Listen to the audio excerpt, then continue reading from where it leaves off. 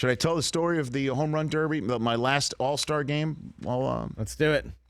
It's in Milwaukee, Wisconsin. You heard about that place? I've heard of that place. Do you remember what happened in that All-Star game? That was a tie. It was a tie game.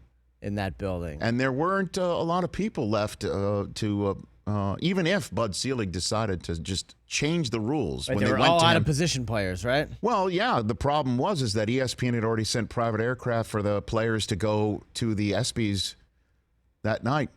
A bunch of them, when they got taken out of the game, they hopped the flight to go to the ESPYs. It was an extra innings, too, yeah? It was sparse on the dugout.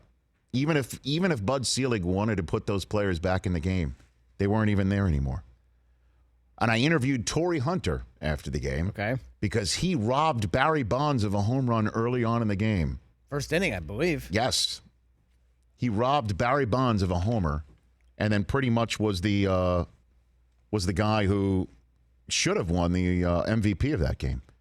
And the home run derby the night before was Jason Giambi won it.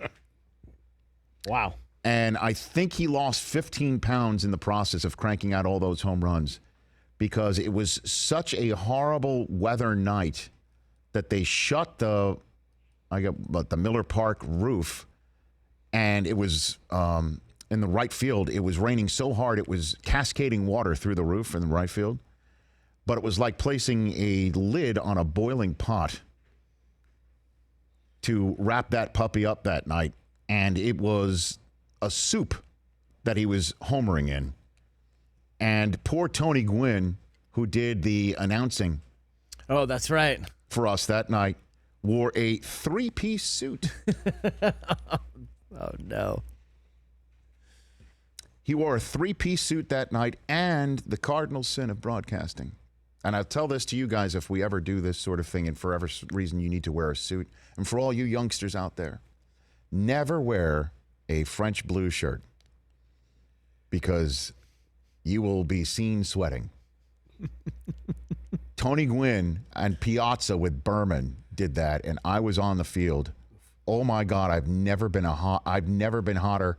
And that includes the home run derby in the old Turner Field in Atlanta, I believe 2 years before in 2000, when it was so hot. Chris Berman had a backup shirt for himself to wear. He had a backup dress shirt for himself to wear. And this is a guy we knew he would sweat. He always had a washcloth with him on the set. He would call it his schmutz rag because he'd wipe off all of his sweat. But at any rate, he kept his backup shirt in the Turner Field center field meat locker freezer to keep it cold and put it on.